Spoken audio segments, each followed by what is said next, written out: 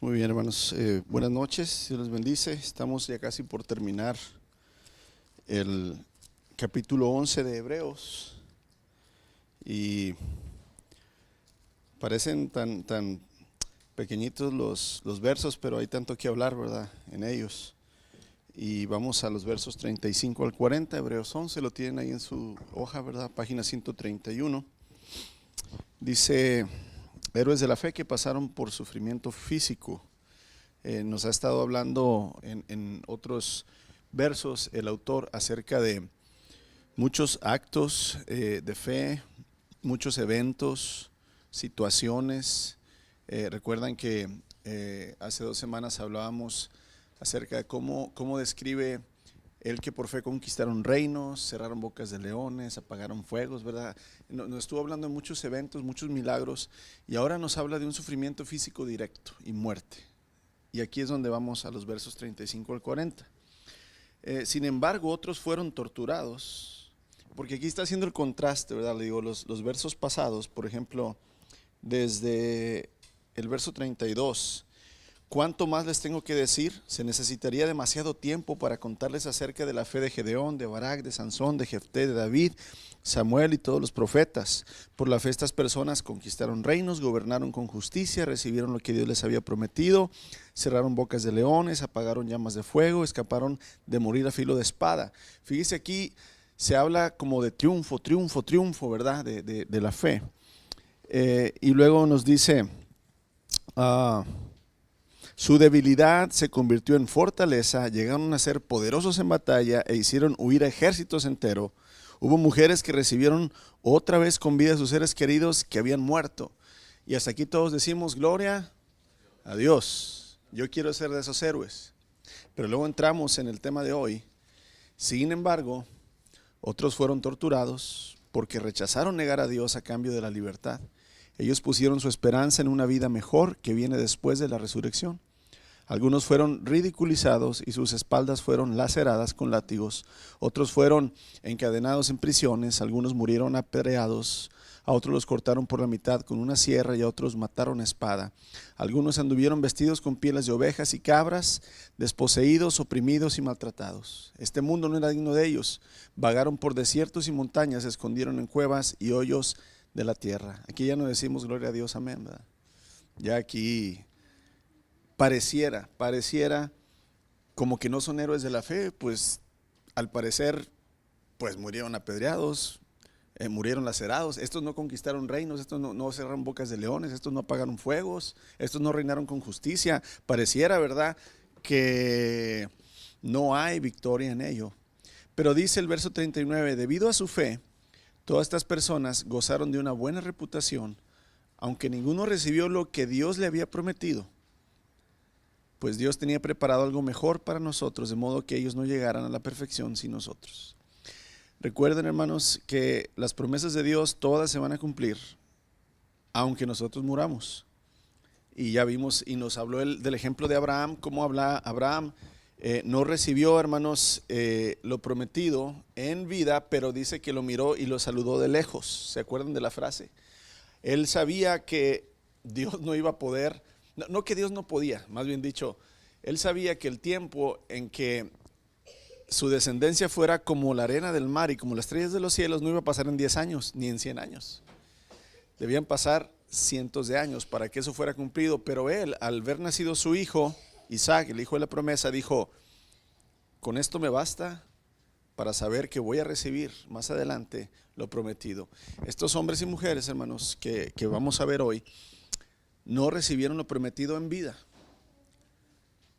pero lo prometido era la vida eterna, el gozo eterno, hermanos, y la honra eterna en la gloria, y lo van a recibir, como también nosotros algún día lo haremos. Amén. Vamos entonces a hablar de los héroes de la fe, hermanos, que pasaron por sufrimiento físico. En los próximos versos, hermanos, el escritor resume el sufrimiento físico que soportaron los héroes de la fe. Ellos fueron mártires por la causa de Dios, por la fe triunfaron, aun cuando perdieron sus vidas. Acuérdense que también los otros que conquistaron reinos y que cerraron bocas de leones también murieron, ya sea de vejez, ¿verdad? Pero al fin y al cabo, hermanos, lo que hicieron en vida para el Señor y para su gloria, es lo que se les cuenta por justicia, es lo que el autor de Hebreos nos relata como algo que Dios hizo sobrenaturalmente en ellos. Todos vamos a algún día morir, seamos muy, muy, muy fieles a Dios, tengamos mucha fe en Dios, todos vamos a ¿qué? Todos vamos a morir. Y aquí es donde incluye el escritor de Hebreos a algunas personas que no las nombra por, por su nombre, no las identifica por su nombre, pero sí tenemos idea conforme la historia, hermanos, y las libros de tradición judía, ¿quiénes pudieron ser estos hombres y mujeres? Los cuales se está refiriendo aquí el escritor de Hebreos. Y vamos al primer verso, dice: sin embargo, el verso 35, ¿verdad? Unos fueron torturados porque rechazaron negar a Dios a cambio de la libertad. Ellos pusieron su esperanza en una vida mejor que viene después de la resurrección. Recuerden que el escritor de Hebreos está haciendo esta carta aproximadamente, hermanos, unos años después que el Señor Jesucristo murió. Entonces tenemos que pensar, ¿verdad?, que lo que está escribiendo aquí, él está tratando de traer a la memoria algo que acaba de suceder no hace muchos años. Cuando digo no hace mucho, me refiero a unos 100, 200 años atrás. Ya nos habló de Abraham, ya nos habló de Moisés, ya nos habló, hermanos, desde Abel, ¿verdad? ¿Se acuerdan? Empezando el capítulo 11. Ya nos habló de Jefté, de David, pero ahora está hablando de un pasado un poquito más inmediato, de unos 100, 200 años atrás, cuando dice otros fueron torturados. Algunos son profetas y algunos son creyentes en el Señor. El instrumento sobre el cual la gente, hermanos, era torturada, ¿verdad?, en el tiempo antiguo, sobre todo cuando los romanos estaban conquistando, ¿verdad?, o estaban dominando al pueblo judío, se llamaba tripalium. ¿A qué le suena tripalium? Exactamente, viene del latín, ¿verdad? 3 estacas o 3 palos, ¿verdad? Tenemos ahí un ejemplo, ¿verdad?, cómo es un palo que sostiene, ¿verdad?, y luego una X. Y se presume, hermanos, que consistía en una gran rueda, también a veces era una rueda, pero por lo general era más burdo, así como donde eran extendidas las víctimas, ¿verdad?, donde no pudieran moverse, y entonces se les golpeaba hasta que morían. A veces se les estiraba, ¿verdad?, sus miembros, por ejemplo, sus piernas se iban abriendo más, ¿verdad?, y sus brazos se torcían. Y el hecho era torturarlos para tratar de dominar la mente, hermanos, el espíritu de estas personas. No era nada más matarlos. Para matarlos, pues nada más se les enterraba un cuchillo.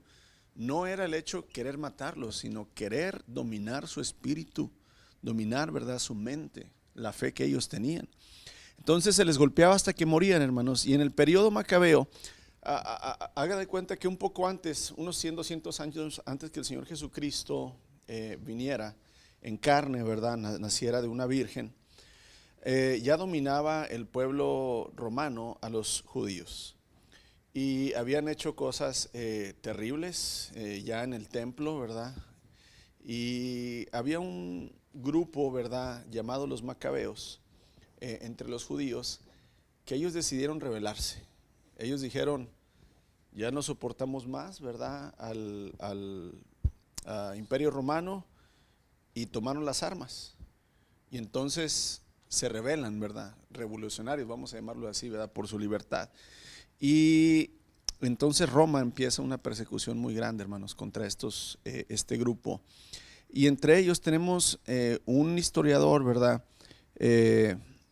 nos da la anécdota, la triste historia, ¿verdad?, pero de gloria, de un hombre llamado Eleazar. Estamos hablando de unos años, 200 años aproximadamente antes del Señor Jesucristo. Un anciano que era un escriba. Acuérdense que el escriba eran los que hacían las copias ¿de qué? De los rollos, ¿verdad?, de la Biblia. Un escriba de casi 90 años llamado Eleazar, hermanos, fue puesto en el potro del tormento. Era muy parecido a esta rueda, pero esa es una cama. Imagínense una cama, un rodillo de aquel lado, un rodillo de este lado, se amarraban los pies allá, las manos acá, se daba vuelta y el cuerpo se iba estirando, ¿verdad? Hasta que tronaba. Entonces, fue puesto, ¿verdad?, en este tormento, hermanos, y lo golpearon hasta la muerte. Pero Eleazar dijo esta frase: el Señor que posee la ciencia santa sabe bien que pudiendo librarme de la muerte, porque si él confesaba, ¿verdad?, que Jehová no es Señor, pues podía liberarse, pero dice él, sabiendo que pudiendo yo librarme de la muerte, soporto flagelado en mi cuerpo recios dolores, pero mi alma lo sufro con gusto por el temor a él, ¿verdad? Esta escritura, hermanos, ahí ahorita lo explico un poquito dónde se encuentra, pero la persecución que se lleva a cabo, hermanos, a la revuelta de los macabeos era muy bien conocida por los judíos hebreos que están leyendo esta carta. Acuérdense, es como en el pasado inmediato nosotros recordamos muchas cosas que sucedieron. Por ejemplo, varios todavía recordamos la Segunda Guerra Mundial, ¿verdad? Yo no estuve ahí, pero hubo familiares míos que estuvieron y luego nos contaron qué sucedió y luego seguimos contando esa historia y contando esa historia de heroísmo, ¿verdad? Y no se olvida muy pronto. Entonces, los hebreos que estaban leyendo la carta, hermanos, sabían que cuando el escritor dijo, otros fueron torturados porque rechazaron negar a Dios a cambio de la libertad, sabían que se estaban refiriendo a este grupo, ¿verdad?, de judíos que habían enfrentado a los romanos y que aún siendo capturados y torturados no negaron a Dios. Por ejemplo, estos mártires sufrieron y murieron a causa de su fe porque ellos esperaban una mejor vida, una mejor resurrección. Es decir, ellos no esperaban volver a esta vida terrenal. Acuérdense que hay muchas religiones que creen en la reencarnación, o sea, volver, resucitar, pero vuelves a resucitar ¿en dónde? En este mundo. O sea, resucitas en otro cuerpo o en un animal o en un árbol, pero vuelves ¿a dónde? A este mundo. Ajá.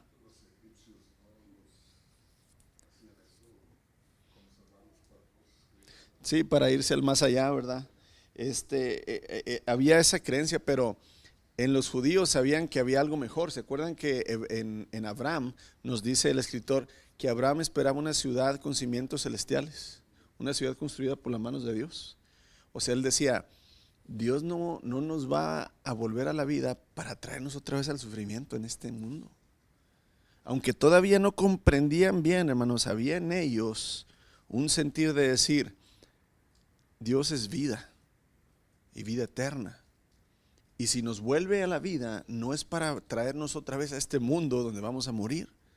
Entonces, ese pensamiento, hermanos, ya existía en la mente de los judíos, aunque no sabían en su plenitud, ¿verdad?, cómo iba a suceder.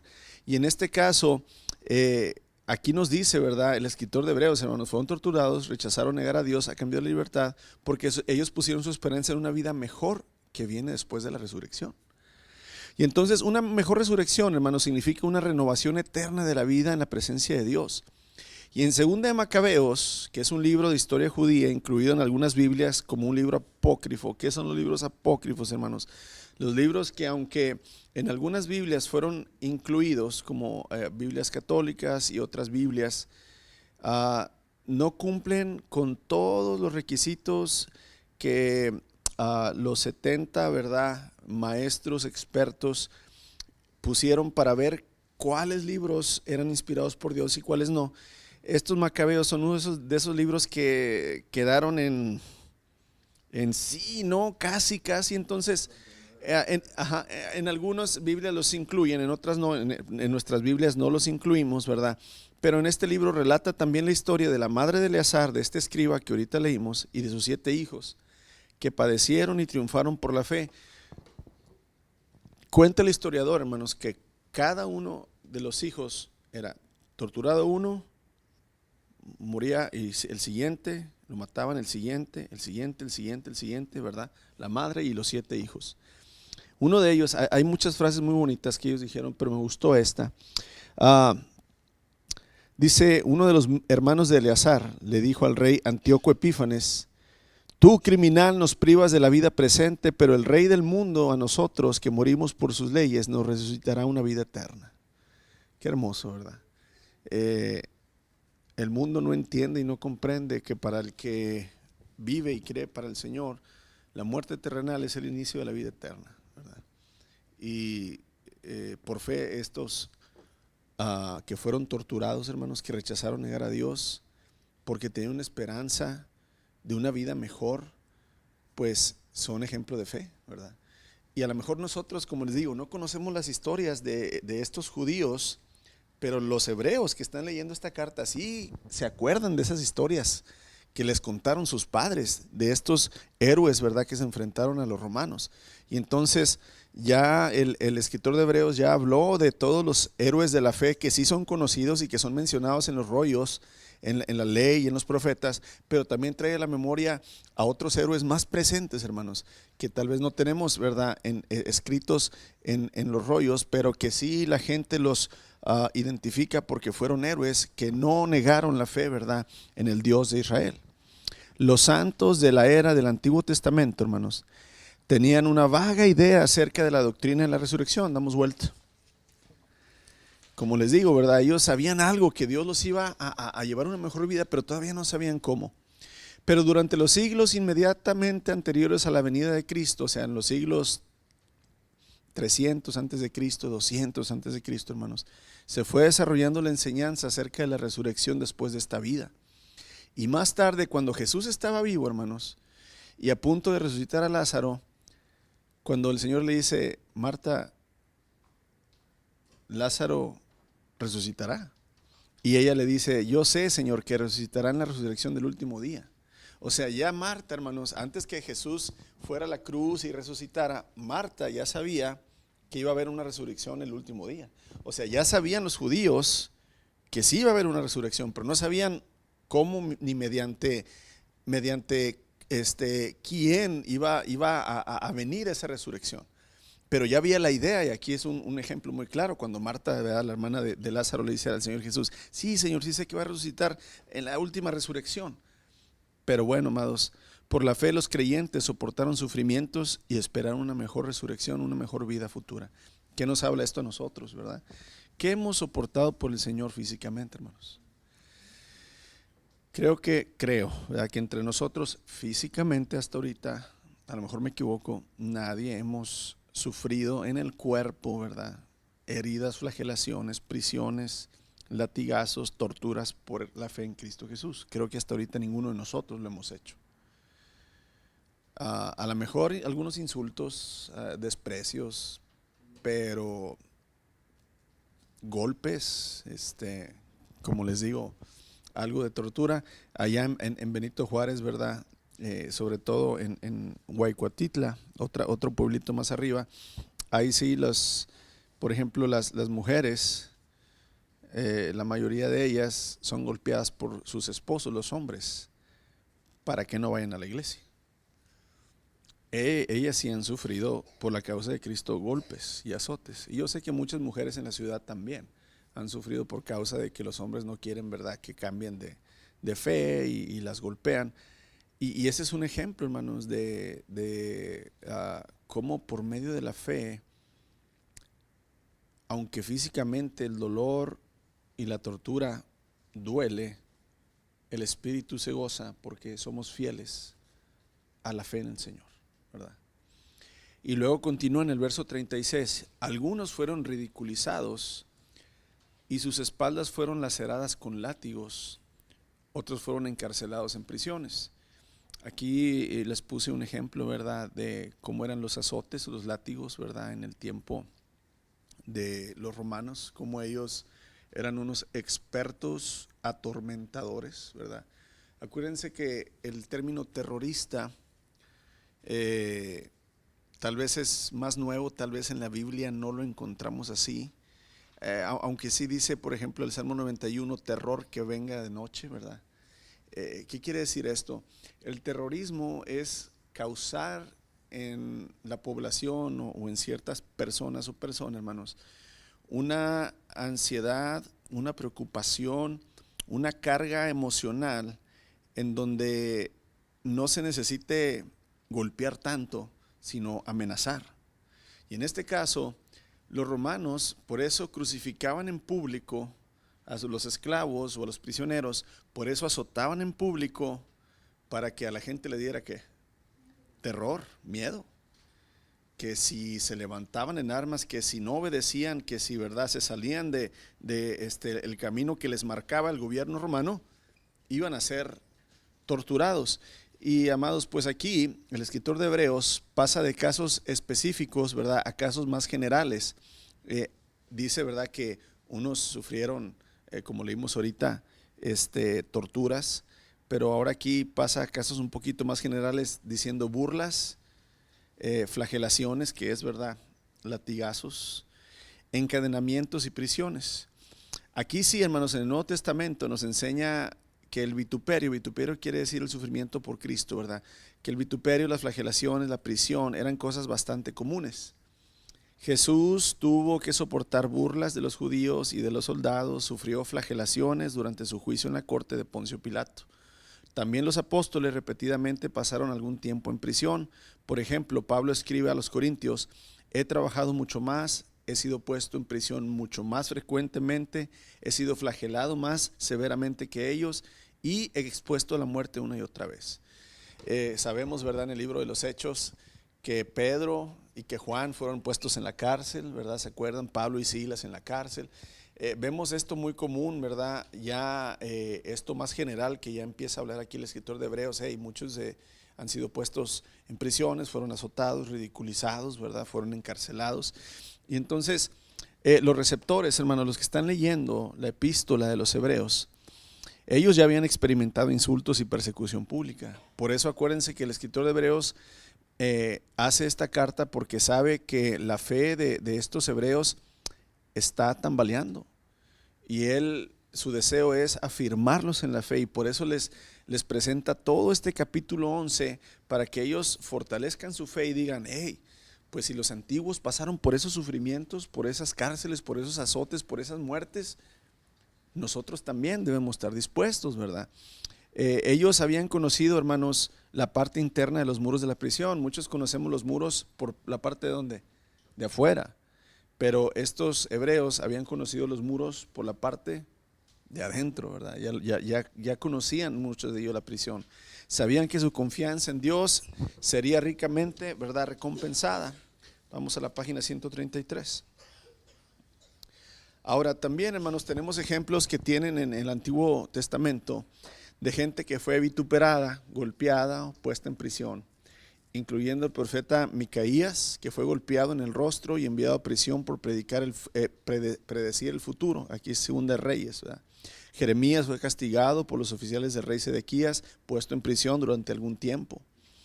Y hay el profeta Isaías también, ahorita lo vamos a mencionar, aunque no hay bueno, no me adelanto, pero tenemos que entender que la persecución, inclusive antes del Imperio Romano, fue también por el propio pueblo de Israel a sus propios profetas. O sea, acuérdense que hubo un largo periodo, hermanos, entre el tiempo de los reyes, que los reyes no tenían su corazón entregado a Dios. Y cuando Dios hablaba por un profeta, pues siempre hablaba, ¿verdad?, acerca de arrepentimiento, de que los iba a disciplinar, que si no se volvían a él, ¿verdad?, iba a permitir calamidades. Y eso no le gustaba al pueblo, no le gustaba al rey. ¿Qué hacía el rey y el pueblo con el profeta? Con su propio profeta. Lo castigaban, en ocasiones lo mataban. Y entonces aquí no nada más es persecución por enemigos, entre comillas, ¿verdad?, extranjeros, otros pueblos, sino el mismo pueblo de Israel desde entonces, hermanos. Y aquí es donde nos mencionan en el verso 37, algunos murieron apedreados, a otros los cortaron por la mitad con una sierra y a otros los mataron a espada. Una vez más el escritor de Hebreos se vuelve específico. Primero nos dice que unos fueron a prisiones, otros, ¿verdad?, más general. Ahora vuelve a ser más específico, a hacer una lista de los tipos de sufrimientos que los creyentes tenían que soportar. Y él menciona 3 de ellos en una rápida sucesión. O sea, dice apedreados, cortados y muertos a espada. Aquí, hermanos, primero las piedras eran abundantes en Israel. Aquí no podemos matar a pedradas en el valle porque aquí no hay piedras. No hay piedras, de veras. Ve a cualquier campo y no hay piedras. Al menos que las hayan llevado, pero así en general no hay piedras. Vas allá al rancho Altamira, los que han ido, ¿verdad? Allá al rancho, y el cerro está repleto de piedras por donde vayas. Bueno, Israel, hermanos, abundan las piedras. Y de ahí la costumbre de arrojar piedras para matar a alguien que fuera, ¿verdad? Pues juzgado. ¿Se acuerdan la mujer adúltera? Que la traen en los pies de Cristo y dice que todos ya habían agarrado, ¿qué? Sus piedras. ¿Cómo muere Esteban, el primer mártir? ¿Se acuerdan? A pedradas. Entonces, hermanos, la ley de Moisés especificaba que un blasfemo quiere decir aquel que hablaba en contra de Dios, ¿verdad? Maldiciendo a Dios, debía ser lapidado. Lapidado quiere decir completamente muerto y sepultado por piedras. Nabot, el jezreelita, aunque era inocente, fue apedreado, hermanos, por la intrigante Jezabel, que era la esposa, ¿verdad?, del rey Acab. También los profetas del Señor Dios enfrentaron una muerte similar. Zacarías, hijo de Joaida, murió en el atrio del templo del Señor durante el reinado de Joás, rey de Judá, apedreado, hermanos. Que la práctica de apedrear a los profetas había sido algo bastante prevalente en la nación de Israel.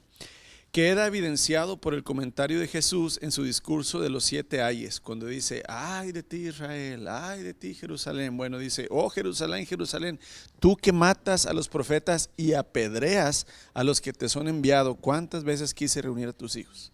El mismo Señor Jesús da testimonio de esto, ¿verdad? Como muchos de sus profetas habían sido apedreados.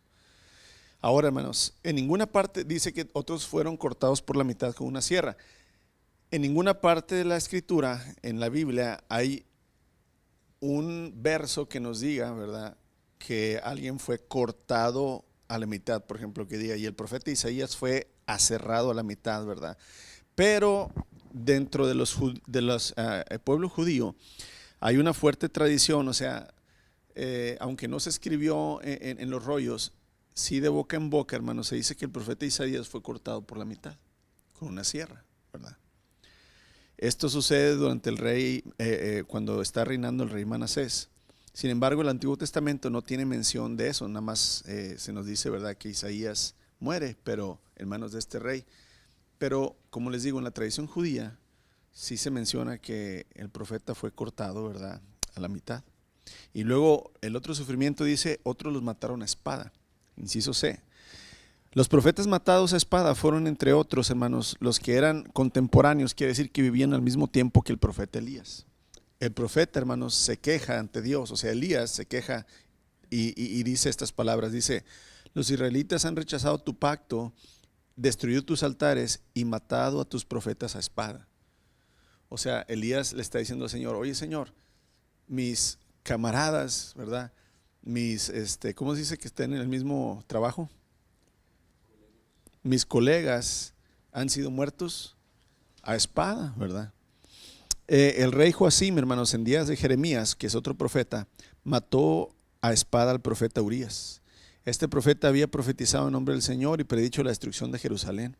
Juan el Bautista, hermanos, también se nos dice que murió, ¿verdad?, decapitado a espada, ¿verdad?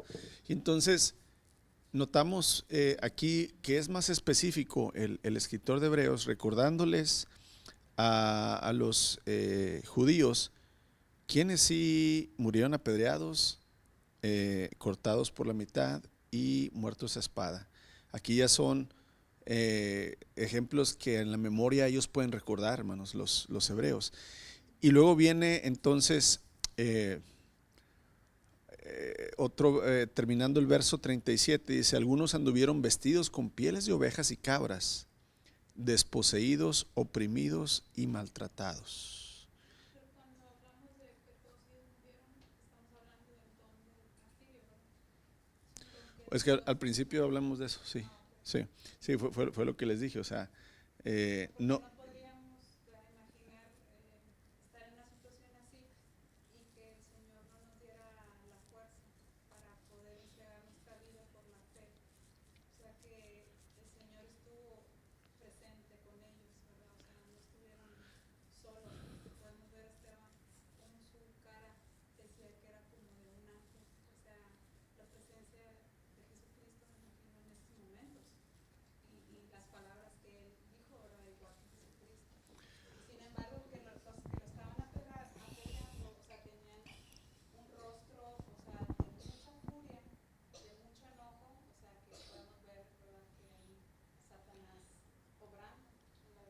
Es un buen ejemplo, pero no es general. Sí, o sea, aquí, ¿por qué Esteban sí vio, hermanos, abrirse los cielos y brilló? Porque era el primer mártir. Eso no quiere decir que todos los que van a morir por Cristo van a ver a Cristo abriéndose los cielos y reflejando su cara. Sí, sí, sí, sí. Pero internamente, como vimos ahorita las frases que decían los hijos, digo, los hermanos de Elías, el que mataron, ¿de dónde viene ese valor? ¿De dónde viene esa resistencia física al sufrimiento? No es humana. Viene por eso siempre utiliza el escritor de Hebreos la frase por la fe. O sea, no es en la fuerza humana, no es en la capacidad física, es por medio del Espíritu de Dios, ni siquiera nuestro, ¿verdad? O sea, y aquí es donde la promesa del Señor Jesucristo es, ¿verdad? Y yo estaré con ustedes todos los días hasta el fin, ¿verdad? Del mundo. Y aquí es, Lo que lo comento es porque vemos como que algo de historia, ¿verdad? Estamos viendo. Y lo podemos ver en los lugares, países lejanos. Pero a como vemos el mundo, o sea, como está avanzando la maldad y todo, o sea, nuestros hijos pudieran enfrentar una situación así. O sea, no lo sabemos. Porque sí, o sea, la persecución desde Esteban hasta hoy nunca ha dejado de ser. Siempre, todos los días están muriendo personas por la fe. Desde 2000 años hasta acá. Les acabo de comentar de las hermanas de Veracruz. Otras hermanas que ustedes conocen a lo mejor en la ciudad. O sea, es decir, aquí mismo en Estados Unidos, negocios o personas, ¿verdad? Que se han armado de valor y tenemos películas como God's Not Dead, ¿verdad? ¿Se acuerdan la película Dios no está muerto? Cómo los demandan, cómo les quitan, ¿verdad? Sus negocios, o sea, no ha llegado, aquí está hablando específicamente y aquí está cerrando precisamente el escritor de Hebreos con el sufrimiento físico, ¿sí? Ya como les dije al principio, primero nos dio todos los eventos, milagros, todo el esfuerzo que debieron haber pasado, muchos de ellos que conquistaron reinos, que reinaron con justicia, que cerraron bocas de leones, que apagaron fuegos y que recibieron lo prometido. Pero la otra parte son aquellos que tuvieron que sufrir físicamente. Y aquí es donde el Señor, ¿verdad? Nos abre la mente, nos abre los ojos, hermanos, a que la famosa frase que decimos, hay todo en la viña del Señor. No todos vamos a morir de viejitos en una cama, ¿verdad? Sin dolor, nomás un infarto y ya. Sino va a haber entre algunos de nosotros que vamos a morir de cáncer, en accidentes, vamos a morir de diabetes, de infartos, de jóvenes, o sea, y no por eso quiere decir, ¿verdad?, que no triunfamos. Le digo que nosotros conocimos a un niño de 6 años, Jacob, que murió en un accidente de autos, imagínense. Toda su familia cristiana, sus abuelos, sus padres, y la casualidad, ¿verdad?, que con Dios no hay. Van a ir de Eagle Pass a San Antonio en viaje, 2 familias, son 2 hermanas ellas. Entonces Jacob le dice a su mamá, mamá, ¿me puedo ir con mi tía en su carro? Ah, sí, vete con tus tíos. Ellos se van primero, ¿verdad?, que los papás del niño. Y en la carretera había habido un accidente muy adelante, pero se fue haciendo la fila y la fila se fue haciendo en una lomita y el carro donde venía Jacob exactamente pasan la lomita y ahí ya estaban frenados todos. Imagínate, en la carretera vas a 75 millas por hora, de repente subes la loma y hay alguien ahí, ¿verdad? Ya no puedes frenar, se estrellan, inmediatamente el niño ¿qué? Muere. ¿Qué tal si hubiera venido con sus papás? Ellos no chocaron. Pero ¿por qué se fue, verdad, con los tíos? Y aquí es donde empezamos las preguntas. Hermanos, el Señor también se lleva a los niños. Sí, o sea, es decir, la intención precisamente del escritor de Hebreos es, no te concentres nada más en los que gobernaron con justicia, por fe, sino también fíjate en los que murieron apedreados por fe y no negaron al Señor. Porque entonces aquí viene la terrible teología de la prosperidad, en donde si tú no tienes salud, si tú no estás bien económicamente, si tú no estás bien legalmente, entonces el Espíritu Santo no está contigo, no eres salvo. Que eso, hermanos, es doctrina de demonios, doctrina de hombres. Nunca la Escritura dice eso. Si el Señor Jesús se declara y dice, miren, el Hijo del Hombre no tiene ni dónde recostar su cabeza, Él no está diciendo que es pobre porque no puede ser rico. Pues el Señor Jesucristo es el dueño del universo, hermanos. Pero el sentir de Él es, todo lo de este mundo es pasajero. Por eso no hagan riquezas y tesoros en este mundo. Y entonces aquí también es la salud, el bienestar, el confort que hoy vivimos es pasajero. Entonces aquí es, estos hombres, por eso viene esta frase, algunos anduvieron vestidos con pieles de ovejas y cabras, o sea que ni siquiera tenían para comprar un vestido, una túnica, ¿verdad?, de tela, desposeídos y oprimidos, maltratados. Pero fíjate la honra que les da el Señor, este mundo no era digno de ellos.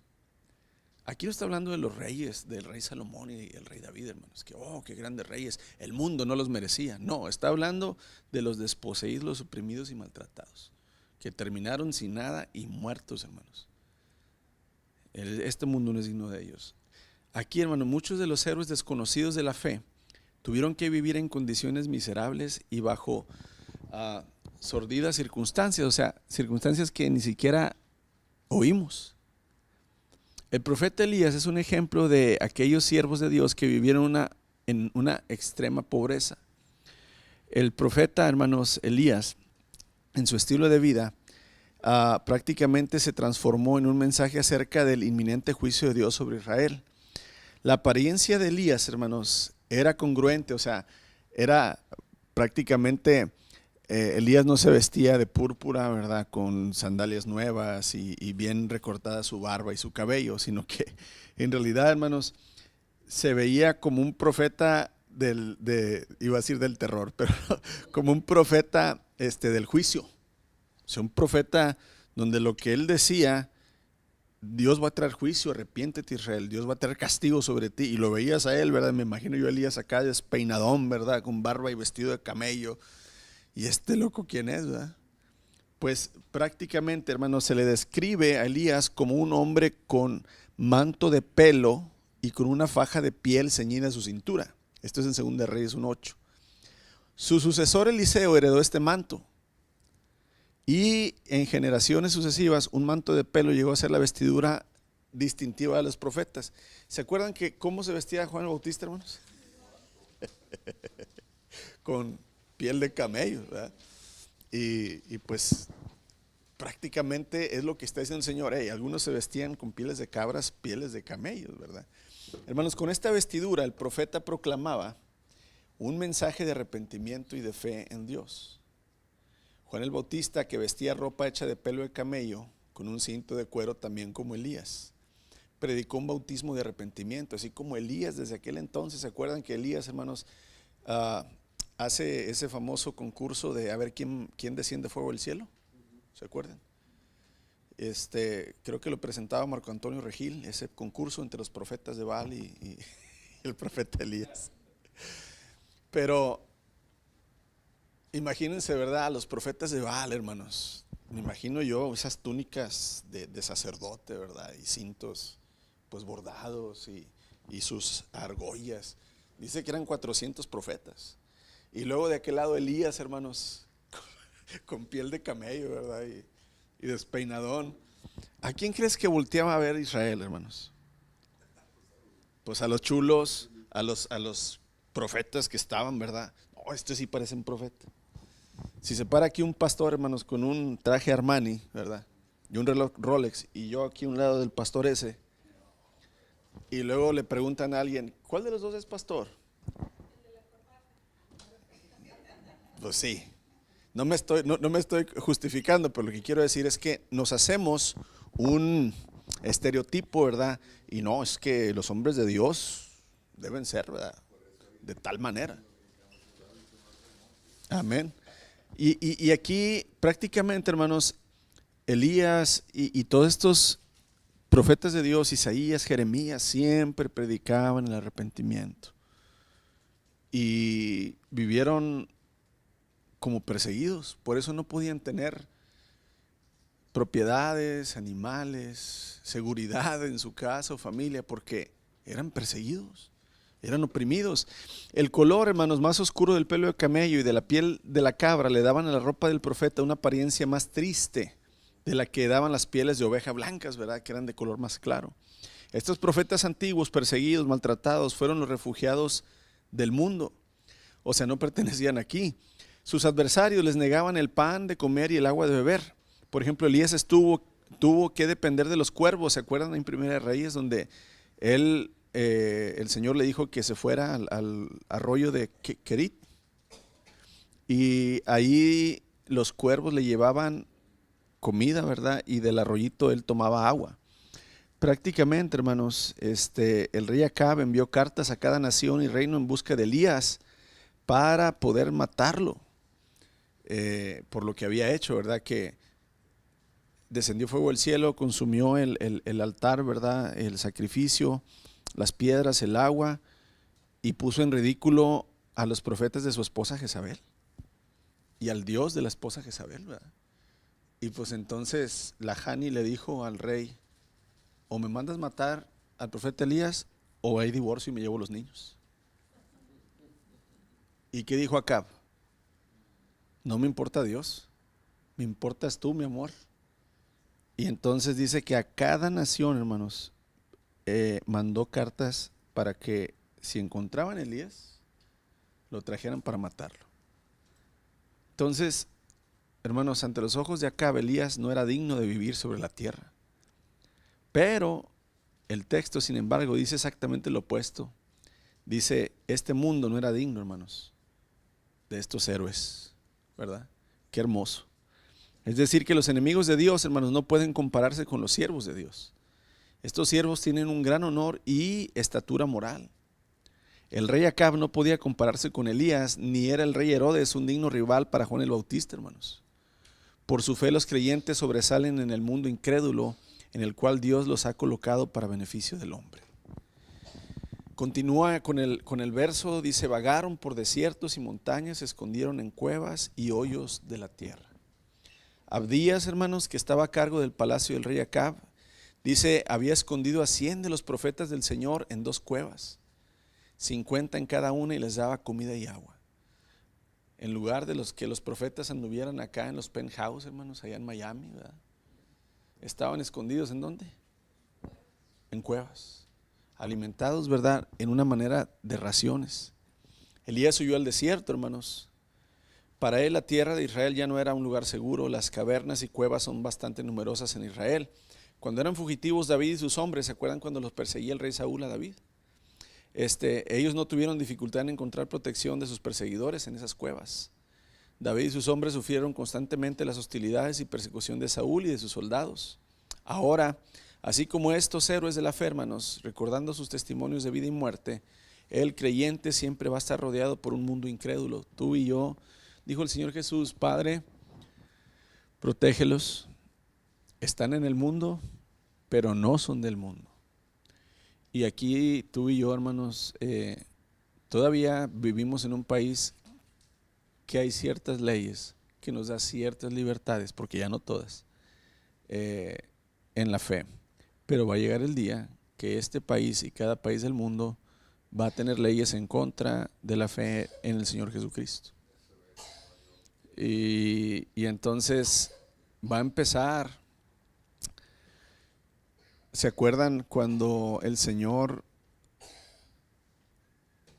comparte la parábola del trigo y la cizaña? Que dice que el Señor sembró puro trigo en su campo, pero vino el enemigo de noche y sembró cizaña, hierba mala. Y que cuando está pequeña se parece mucho y entonces no te das cuenta. Y ya cuando empieza a crecer, entonces ya se distingue ahí la cizaña y la buena, el trigo. Y sus siervos le dicen, Señor, si quieres arrancamos la cizaña. Y el Señor dice, no, porque vas a dañar al trigo. Esperen al final. Cuando les llegue la cosecha, vamos a cortar, ¿verdad? Y separar. Hermanos, en la gran persecución, en la gran tribulación, cuando ya esté la vida de por medio, la fe de por medio y la vida, todos los de la iglesia, hermanos, que no son de la iglesia, van a empezar, como dicen los tejanos, van a cuitear, ¿verdad? Van a empezar a saltar los chapulines y se va a distinguir quién es el trigo y la cizaña. Y los que son cizaña, hermanos, pues van a quedar en este mundo. Y los que son trigos, muchos van a morir terrenalmente, como lo está escribiendo aquí, pero con un gozo eterno, hermanos. Y como dijo el apóstol Pablo, para mí el morir es Cristo, perdón, el vivir es Cristo, morir es ganancia, ¿verdad? Y es lo que quiere sembrar en los hebreos, ¿verdad? El escritor. Hermanos, prácticamente el creyente siempre va a estar rodeado por un mundo incrédulo. Muchas veces nos sentiremos solos, pero no estamos solos, ¿verdad? Ya que Jesús, nuestro fiel compañero, siempre estará con nosotros, ¿sí? El rey David escribe un salmo, dice, aunque mi padre y mi madre me dejaren, con todo y el Señor me recogerá. Yo creo que ustedes, bueno, yo creo que nomás hermano Manny y ellos a ver si se acuerdan. Hace muchos años les pasé un video de Marcelo, un contrabandista de Biblias. No sé si se acuerdan. Hace como 10 años. Me acabo de enterar hace como 2 años que Marcelo lo mataron ya allá en un país árabe. A su esposa le habían matado unos años antes. Ellos se habían puesto de acuerdo a decir, tú y yo vamos a servir al Señor, y si tú caes a prisión, yo voy a seguir con el ministerio. Si yo caigo a prisión, tú no te vas a frenar, tú vas a seguir con el ministerio y nos veremos en la gloria, ¿verdad? Y este hombre, ¿verdad? Este hermano, estoy seguro que está, ¿verdad?, en la presencia del Señor. Es un vivo ejemplo, hermanos, de que no necesitas predicar para ser un siervo de Dios ni enseñar. Él lo único que hacía era llevar maletas a los países árabes, musulmanes, y llevar Biblias. Eso era lo que hacía. Y dio su vida, su esposa y él, por eso, ¿verdad? Y aquí es donde muchas veces nosotros, como decimos, ¿verdad?, somos tan chillones, hermanos. Porque un hermano habló de mí, ya me voy a ir de la iglesia. Híjole, imagínate, ¿qué cara le vas a dar al Señor cuando estén ahí todos estos héroes de la fe? No, es que el pastor me despreció y por eso ya no tuve fe y me fui. Imagínate todos estos que se van a levantar. Sí, yo aguanté la tortura, ver que mataban quemados a mis hijos sin negar al Señor. ¿Y tú, porque te hicieron un desprecio en la iglesia, dejaste la fe? Es una reprensión, hermanos. Y dice, cerrando ya los versos 39 y 40, dice, debido a su fe, otra vez esa frase, debido a su fe, a través de la fe, todas estas personas gozaron de una buena reputación, aunque ninguno recibió todo lo que Dios le había prometido. Todavía, sí, o sea, todavía, ya dijimos que en la gloria lo recibirán. Pues Dios tenía preparado algo mejor para nosotros, de modo que ellos no llegaran a la perfección sin nosotros.